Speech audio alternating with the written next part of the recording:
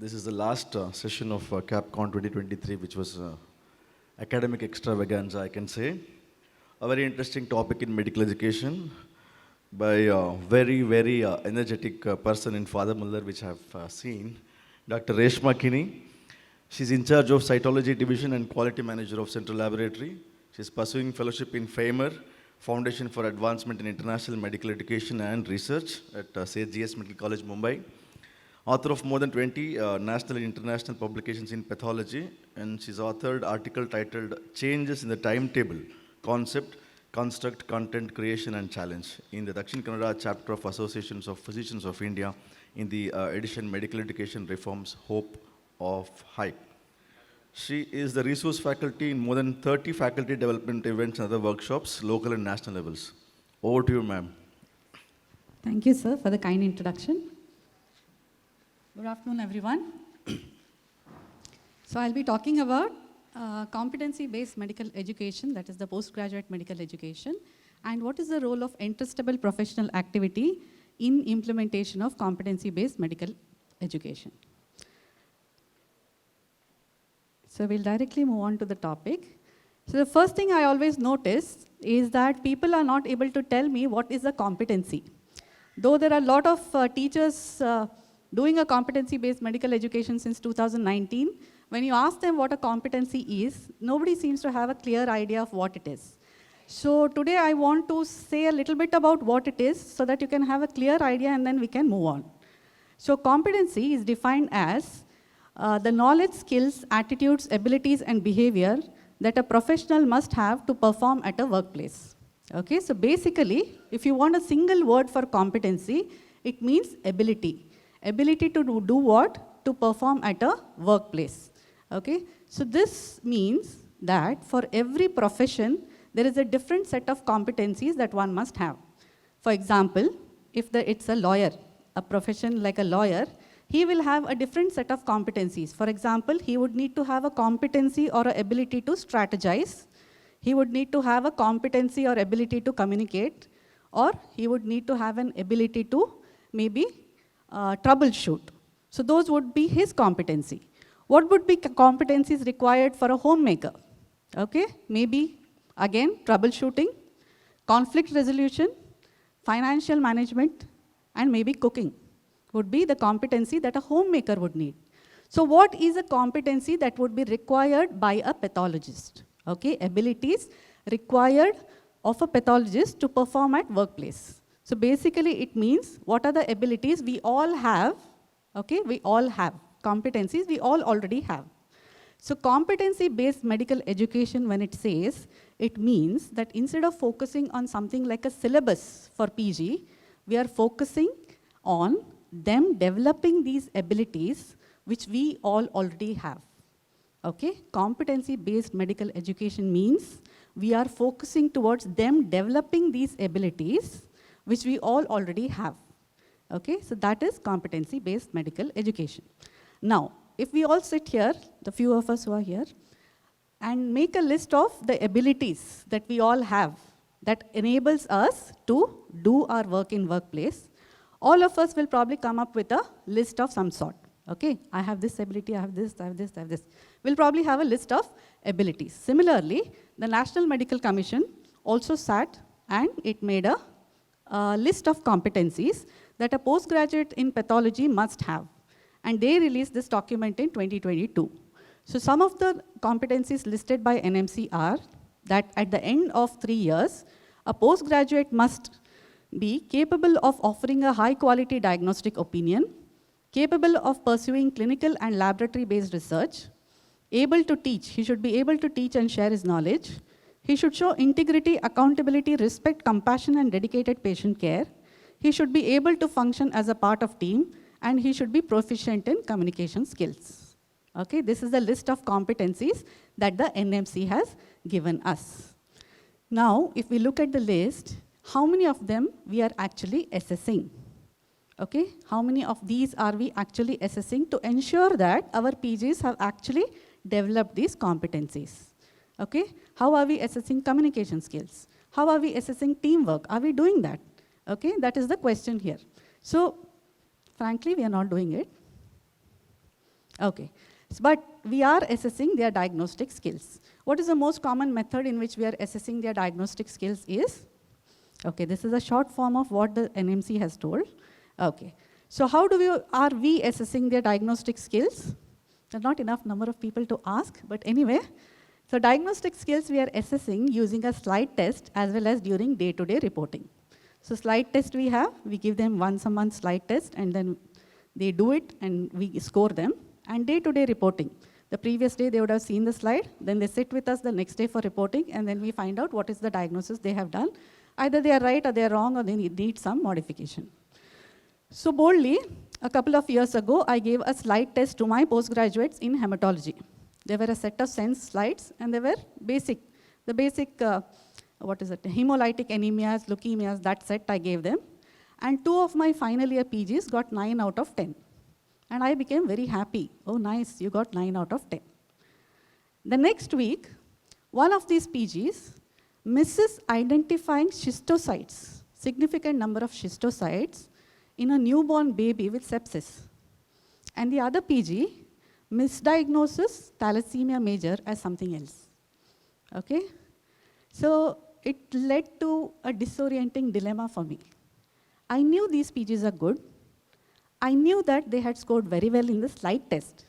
Then why is it that when they were sitting in front of the peripheral smears, numerous peripheral smears, did they miss identifying schistocytes and misdiagnose thalassemia major? Okay, these were not some rare diagnosis. These are things which a final year PG must not miss at any cost. Even if they were busy, even if there were 100 peripheral smears, even if they had not slept in the night, there was no excuse for them missing. But I also knew that these are good PGs, okay? So I was thinking that why this happened. And I do not know, I hope you're all familiar with this. Anyone is familiar with Miller's pyramid here? All right. So anyway, this is Miller's pyramid, which tells the acquiring of proficiency by a student, okay?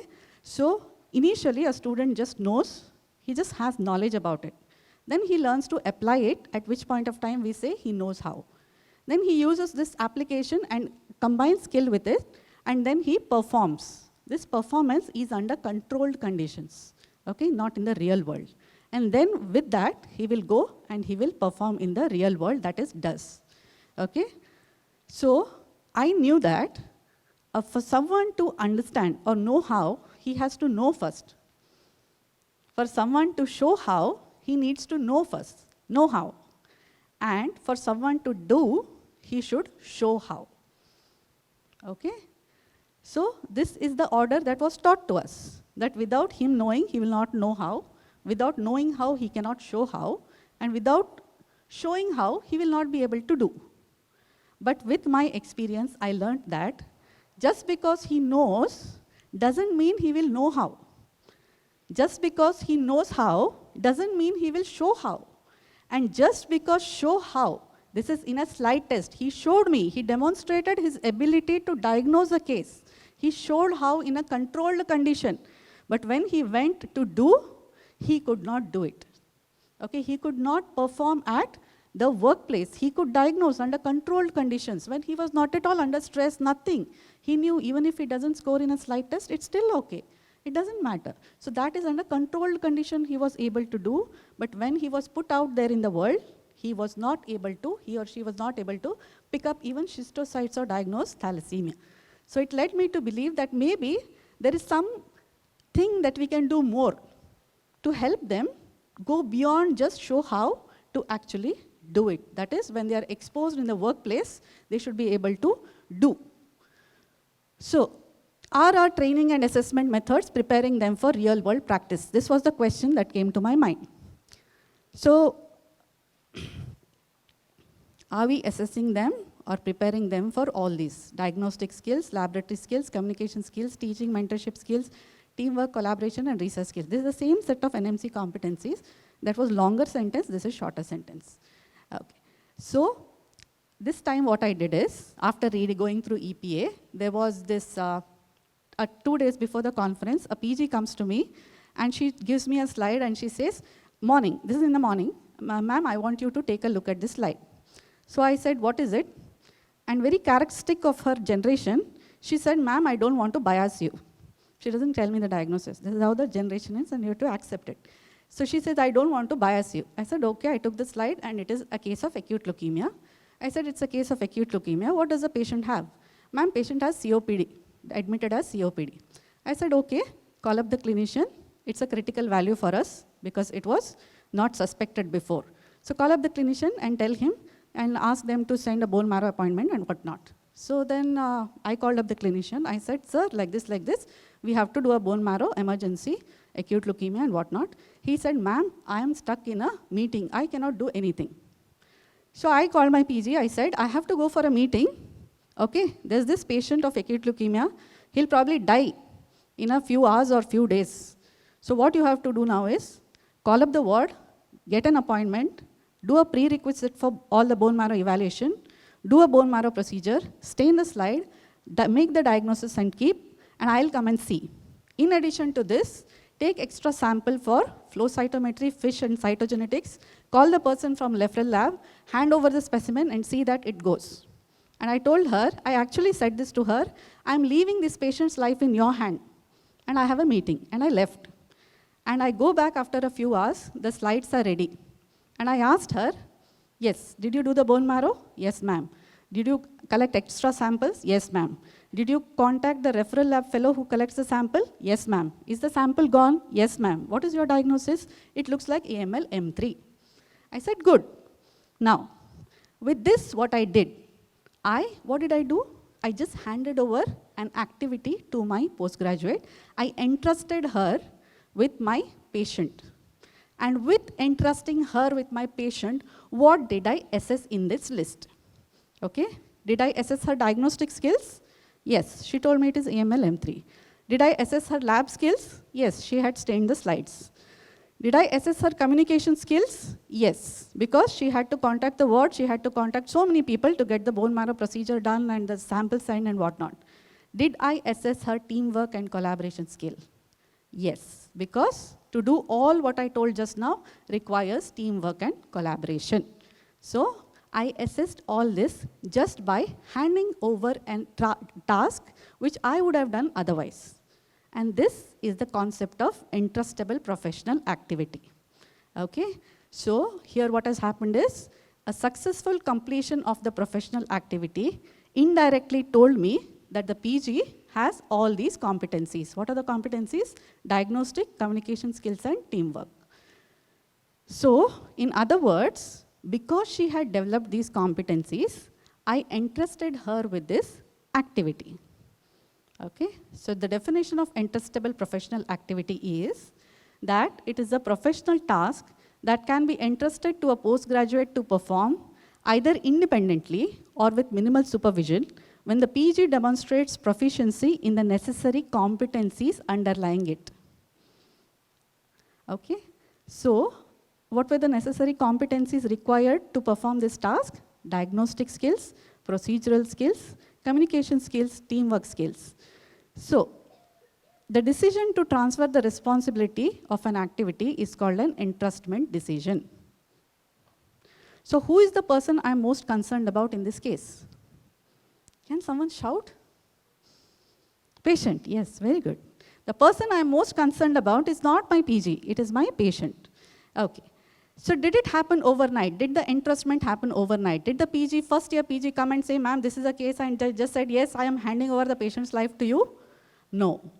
This entrustment happened because over a series of months, I have watched this PG, okay, and I have entrusted this PG with little small activities, and in the end, I finally handed over the patient to her.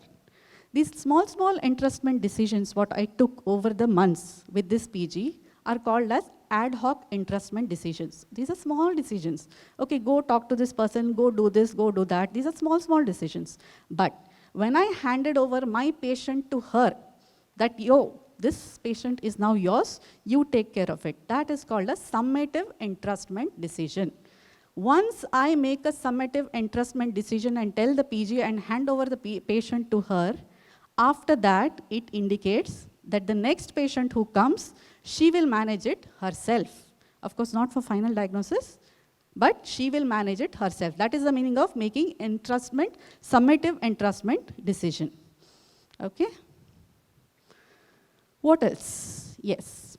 Even if the PG had all the competencies, would I hand over my patient to her if she did not have integrity, responsibility, reliability, and humility?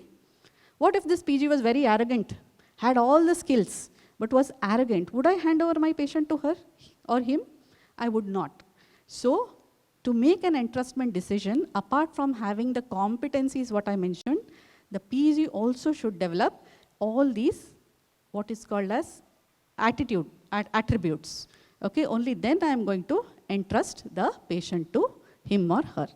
So an EPA or an entrustable professional activity, apart from being a proof of the competencies that is there, is also related to patient care. It's actually mostly related to patient care and personal attributes of a PG. Now, I want you to think for a second, what is the difference between what I did just now, entrusting my patient to her, and what I did when I gave a slide test. Okay, when I gave a slide test, even if the PG had failed, I would sign the logbook. Yes, yeah, it's okay, you can always do better next time, you can also. That's what we do, isn't it?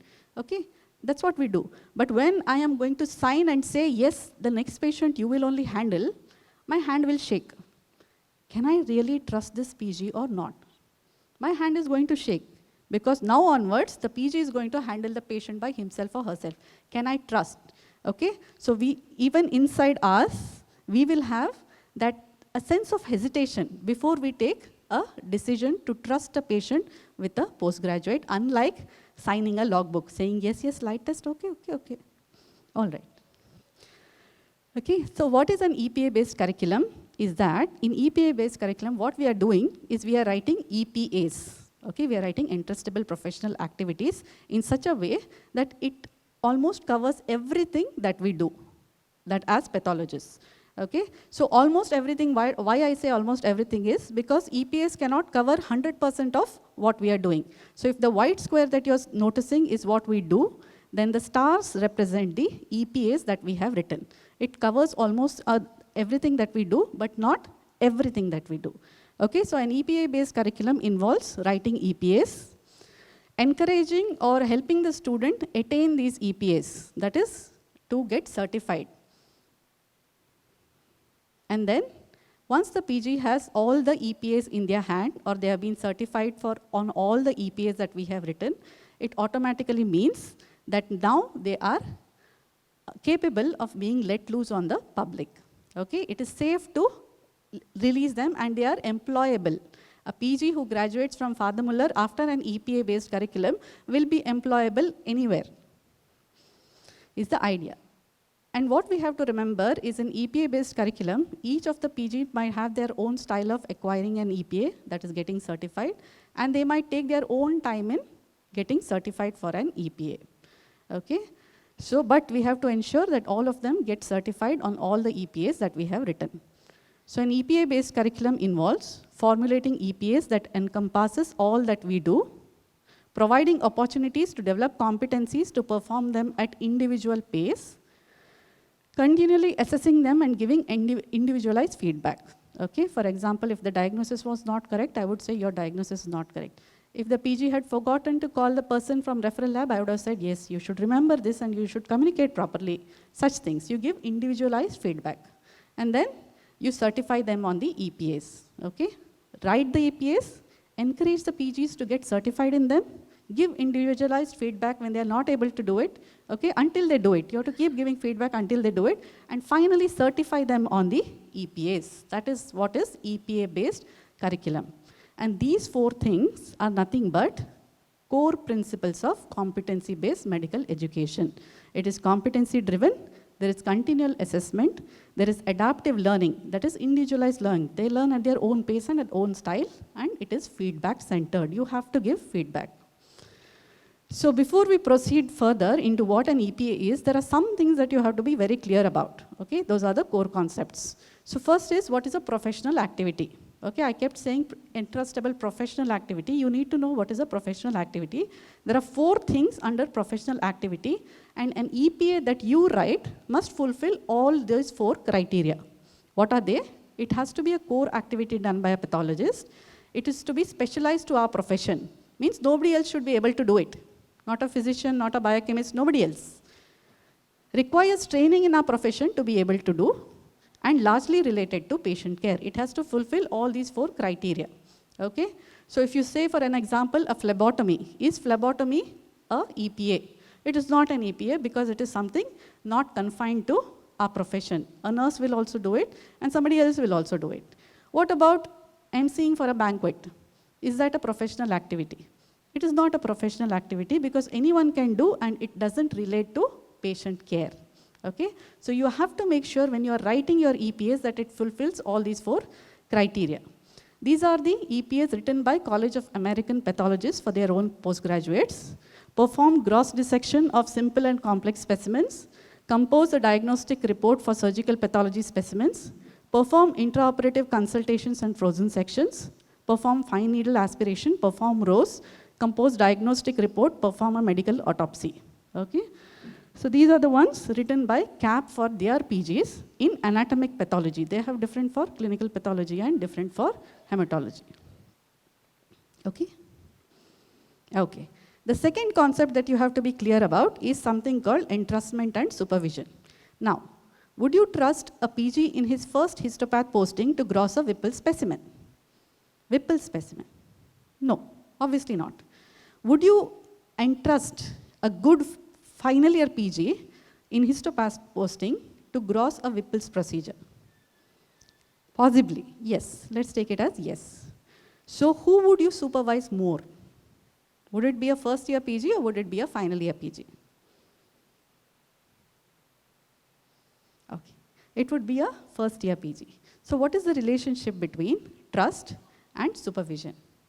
So the relationship between trust and supervision is that the more you trust, the less you will supervise. When you are doing an EPA-based curriculum, you cannot tell a PG, I trust you less, I trust you more, I trust you the most. You cannot grade trust. So instead of grading trust, what it says is, in EPA-based curriculum, you give them levels of supervision. Okay? So it goes like this. Level 1, he is not allowed to practice EPA. He's just allowed to stand and observe. Where might this happen? Maybe in a frozen section has come and PG is in first year, first histopath posting. Not allowed to touch the specimen also. Level 1. Level 2, allowed to practice EPA only under proactive full supervision. There's a gross specimen, complex specimen, and you're standing there and you're telling, not that angle, change the angle, slice it thinner, see if anything else is there. So you're constantly giving advices throughout as the PG is grossing. That is level 2 supervision. Level 3 supervision is, you're standing there and you're observing what is happening, but you are telling only when it is necessary. Okay? Ensure you give the margin. Please sample this area properly, like that. But you're not interfering too much. Level 4 supervision is, you are in your histopath reporting room and the PG is grossing all by himself or herself. Okay? At this point of time, you will award a star to the PG saying that, yes, now you are certified to gross the specimen without supervision. Okay? STAR stands for Statement of Awarded Responsibility. Okay? If you remember the stars all we saw in my presentation, okay? STAR stands for Statement of Awarded Responsibility, which means certifying the PG that now onwards you can do this activity almost independently. Okay? So once I give a star to my PG on the EPA of grossing specimens, I am no longer going to stand beside him and watch him. I'm going to sit in my reporting room, and in rare case, if he calls me, then I will go and I will see the specimen, but otherwise, mostly the PG will do his work independently. This is the meaning of giving a star. And then of course there's a level 5 where the PG is allowed to supervise others in practice of EPA. Okay. And the last point is, no, not this, sorry. Yeah, so in EPA-based curriculum, the first step was formulating EPAs encompassing the profession, if you remember the picture. So formulating EPAs as per literature is the single most important step in an EPA-based curriculum because it is very complex. Ideally, the number of EPAs should be less than 30 for a postgraduate program, and they can be developed de novo or adopted from other frameworks and tailored to our needs. And creating EPAs requires training, and validation is a must. So the first step of EPA-based curriculum is to formulate the EPAs, and that is a very, very difficult task, very complex task, and requires training to do. The second step is, yes, so when you're writing EPAs, you have to write it under 4 headings. And as I lead you through the 4 headings, you'll understand why it is difficult to write. So the first thing you write is the EPA title, okay? So this is what is there. There is actually a long list of things to write, but I'm telling you only the 4 important points. Okay, so the first thing that you have to write for an EPA is the title. So EPA title should be clear and concise, and anyone who reads it should understand what the EPA is going to be about. It should focus on task and not abilities, and should be formulated in a way that it continues the sentence, tomorrow I will allow you to. Okay, for example, tomorrow I will allow you to perform a medical autopsy. Tomorrow I will allow you to gross a specimen. Tomorrow I will allow you to, the EPA is perform an FNEC. How about tomorrow I will allow you to collaborate with your PGs, with other PGs? How does that sound? Tomorrow I am going to allow you to collaborate with other PGs. Does it sound nice? It doesn't sound proper, isn't it? Because collaboration is something they do every day. It is not a task, it is an ability. So the sentence, tomorrow I will allow you to, helps you in writing proper professional activities. Okay, there's a tendency to get confused between writing activities and writing abilities. So this particular sentence will help you write the activity. Okay, this is again the same thing. This is how the CAP people have written their EPAs, the same thing that I showed. So first point was writing the EPA title. The next point when you're formulating EPA is to write its specification and limitations. Under that, you have to write about the description, the context, and what it includes and excludes. So core EPA 6 of CanMeds, this is from Canada, okay, Royal College of Physicians and Surgeons. So their core EPA 6 for pathology is, PG, is performing medical autopsies and generating a complete and diagnostically accurate report. The specifications, okay, this is point number 2 that you have to write in the EPA. They have said that it is from the receipt of the chart and consent form to generating of an accurate, timely, and clinically relevant final report. It continues, the specification continues as to writing limitations, means what is the scope of this EPA? What does it include and what does it exclude? So it includes many things required for performing a medical autopsy, and they have excluded this one thing, that is this autopsy will not be, EPA will not assess pediatric, fetal, or perinatal cases. Okay, this is their description of, yes. The third point that you have to write in an EPA is what are the knowledge, skills, and attitude required to perform this EPA. So first step in writing an EPA is formulating the title. Second step was writing the specifications, okay, the scope, what all it includes and what all it excludes. The third point in describing an EPA is writing the knowledge, skills, and attitude which are required to perform the EPA. Okay, so same core EPA, that is performing a medical autopsy. This is a description given by CanMeds.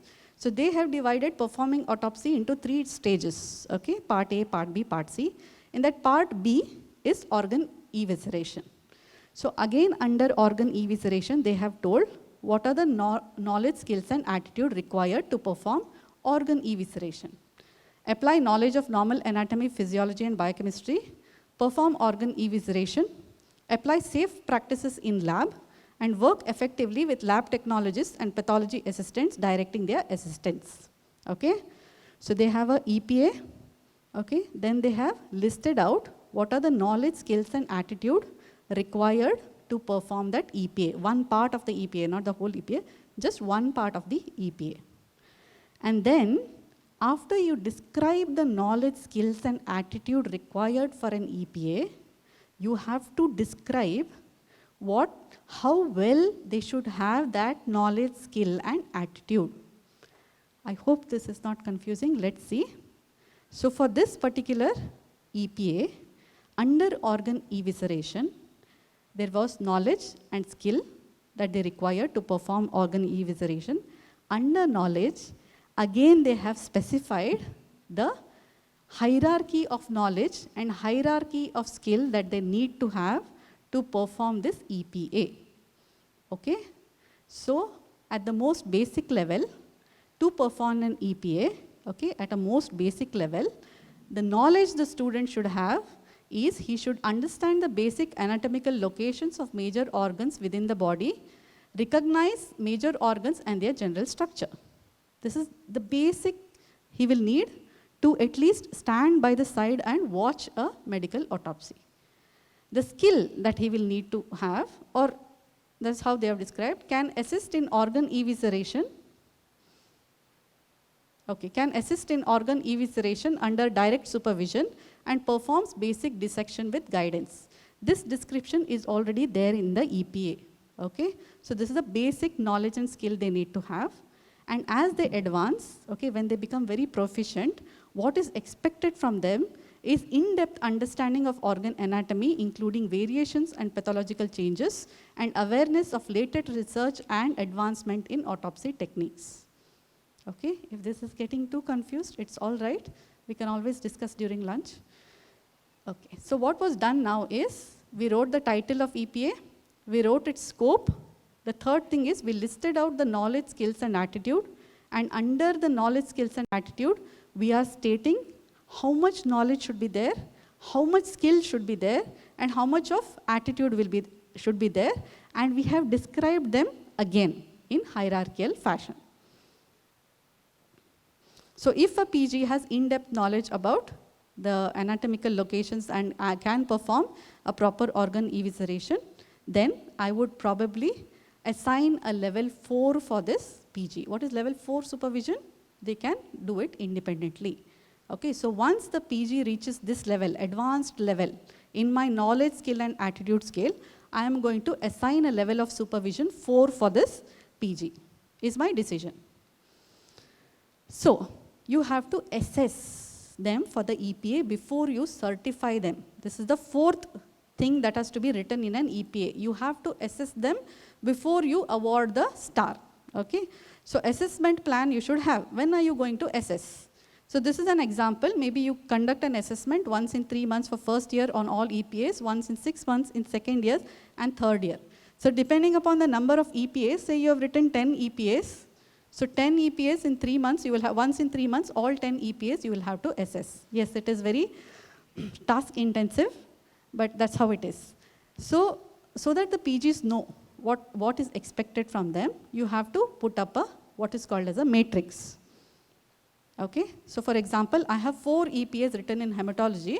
So I'm going to say, display this on a notice board. And the PGs know that every 3 months, I'm going to be assessed on EPA 1, 2, 3, and 4. Okay, and in my first year, even if I am at level 1, for EPA 1, I should be reaching a level 4 by the end of my third year.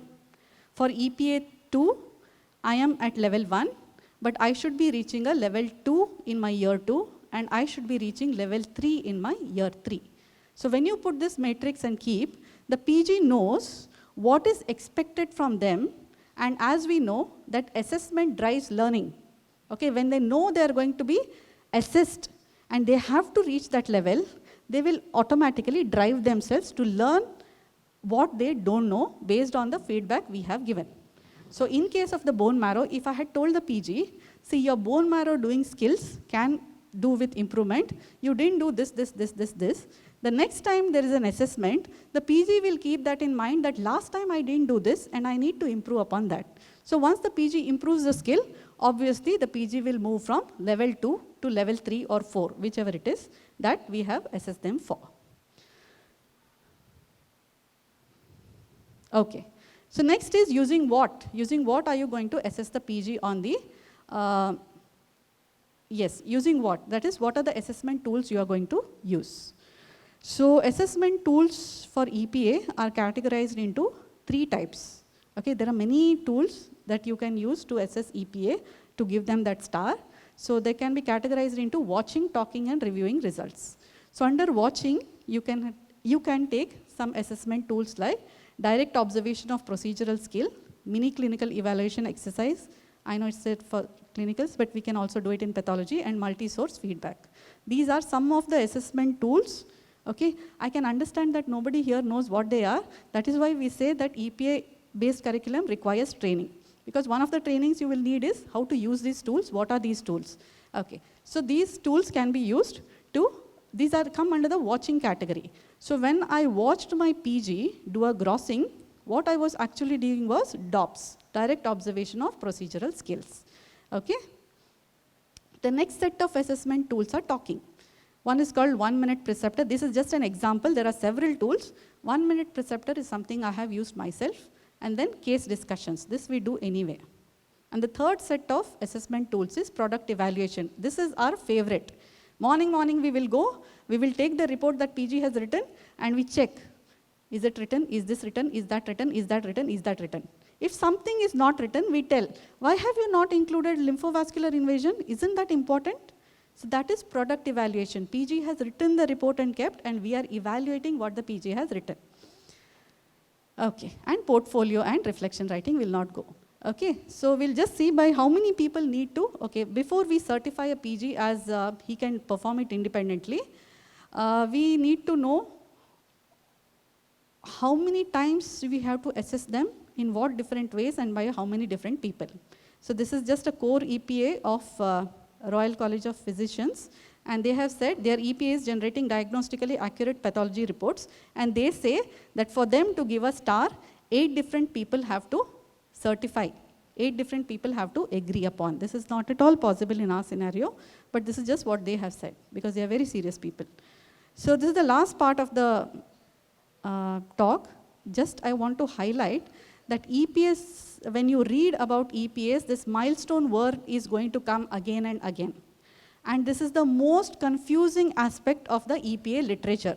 There are tens and thousands of articles on EPA, and all of them have their own way of telling about what is a relationship between EPA and a milestone. A milestone, I'll just show you just 3 more slides. Okay. Okay. So milestones are specific observable markers of achievement that denote a trainee's increasing proficiency and competency in various aspects of their chosen medical specialty. It's very confusing. Basically, if you remember the rubrics that I showed you, initially the student was knowing very little in organ evisceration, but he knew more by the time he became an advanced learner. So he improved gradually, 1 step at a time. Okay, so those steps, what was written, are the milestones. Okay, so milestone basically are description of how a PG should progress from not knowing anything to knowing everything. Those are called the milestones. Okay, so the relationship between EPA and milestone in different literature goes like this. Some people have said, have written milestones to achieve an EPA directly. Okay, so they say under EPA, milestone 1, 2, 3, 4, 5. Once they reach milestone 5, next is we certify them. This is one way in which in the literature there's a relationship between EPA and milestone. The second relationship is like this. There's an EPA, then you tell what are the competencies that come under it, and then you are telling the milestone to achieve each competency. So you have described. There's a lot of work. You write the EPA, then you list the competency, then you write milestones for each of the competency. This is the second way in which the EPAs are linked to milestones in the literature.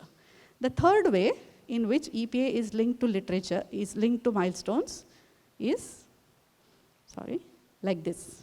This is even more complicated. So there's an EPA, you have written competencies for it, then for each competency you write sub-competencies, and then you write milestones for each of the sub-competency. So your EPA is like, one EPA is like 10-page long.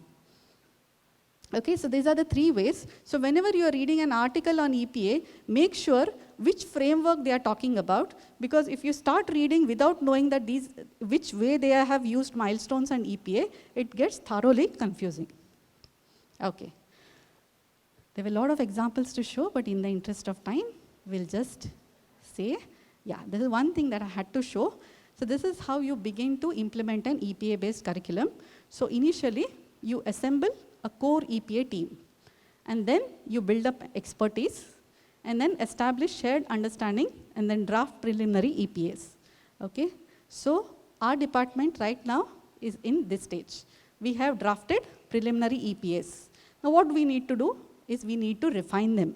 But most importantly, we need to do quality control. Means Just because we have written EPAs does not mean we can just implement it. I would need suggestions from people from outside whatever is my mindset. For example, I have written EPAs for postgraduates of pathology in a private medical institution. Then I would need inputs from people teachers who are there in government institutes. I would need inputs from people who are running their lab independently. I would need inputs from people who have done maybe FRC path.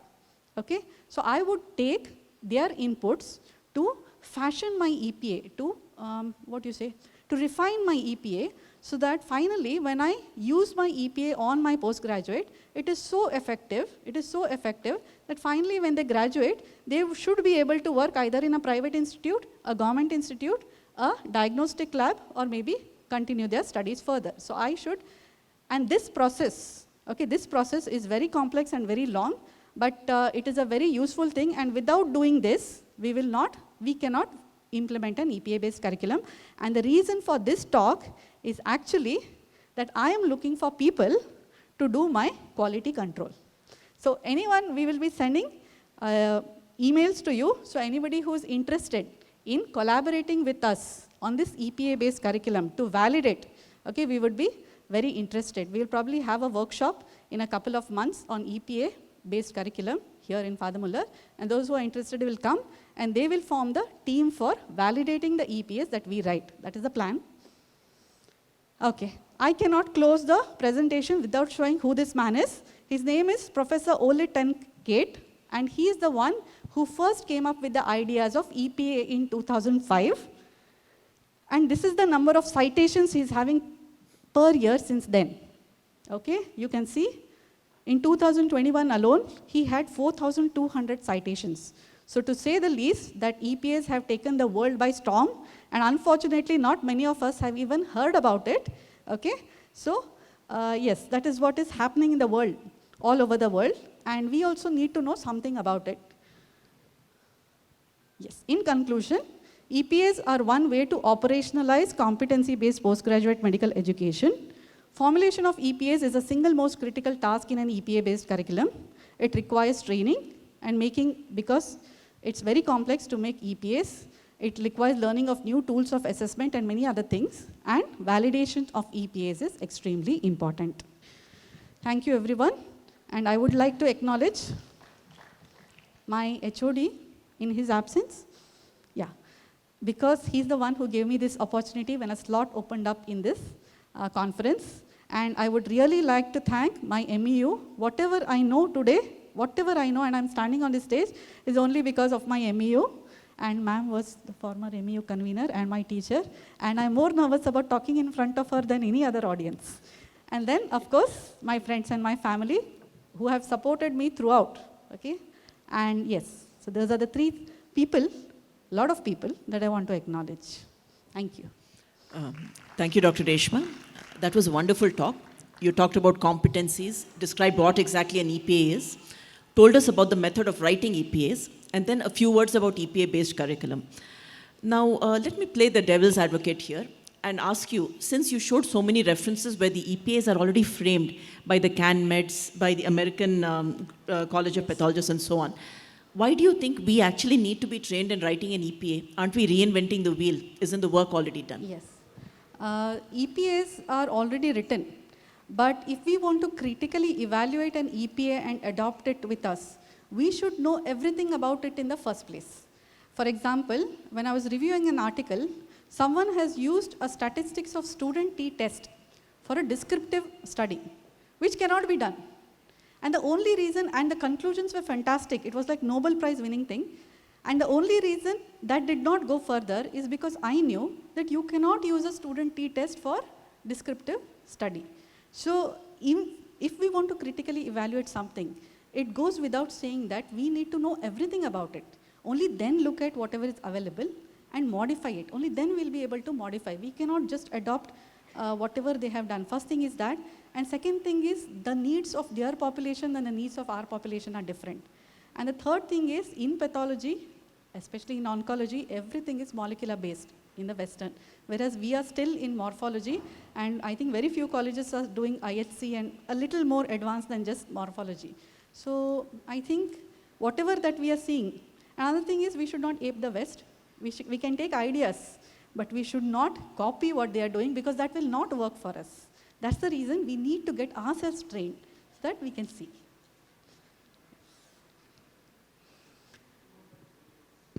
That was a wonderful talk, Dr. Reshma. Thank you, sir. Actually, I had one thing to ask you. You told interesting activity for a postgraduate depends upon their personal attributes. Yes. Right. So how do you evaluate that? So you have 5 or 10 pages. Some of them are really good. You think so? And what about interesting activities to the other ones? If you don't interest activity to the person who are not really good, don't they feel left out?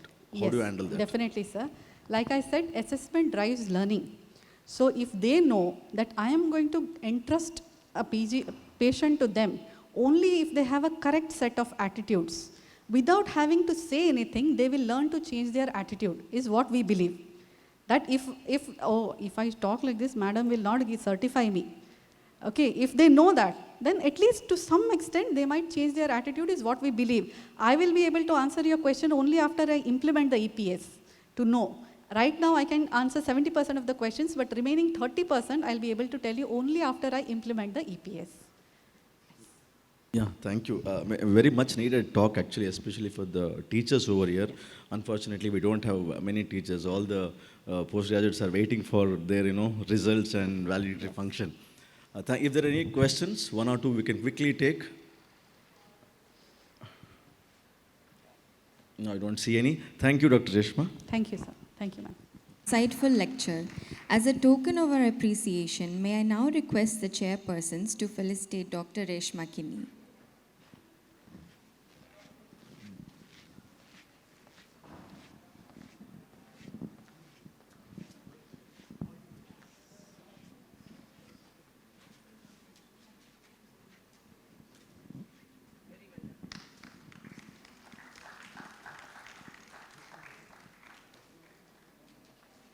Thank you. May I now request Dr. Nisha J. Marla, Professor, Department of Pathology, Fadamulla Medical College, Mangalore, to felicitate the chairperson, Dr. Smita Bhatt and Dr. Vijay Shankar.